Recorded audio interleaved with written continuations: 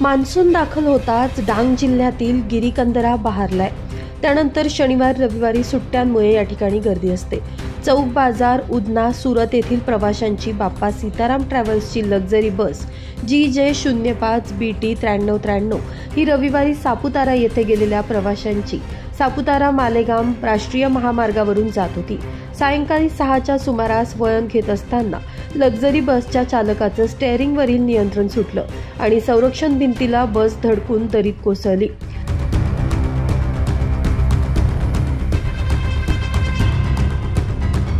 Luxury बसच्या चालकाने दुसऱ्या वाहनाला ओव्हरटेक करताना अपघात झाल्याची माहिती मिळाली आहे। या लक्झरी बसमध्ये अंदाजे 70 प्रवासी होते।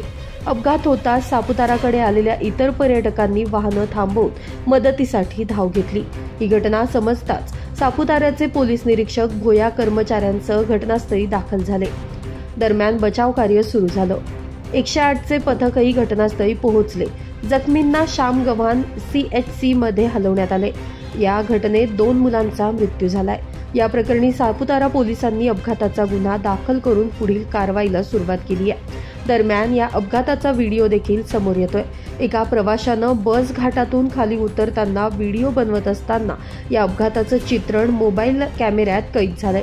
यामुळे बस दरीत कशी गेली हे स्पष्टपणे त्या व्हिडिओत बघायला मिळतंय। ब्युरो रिपोर्ट, नाशिक माझा न्यूज, सापुतारा।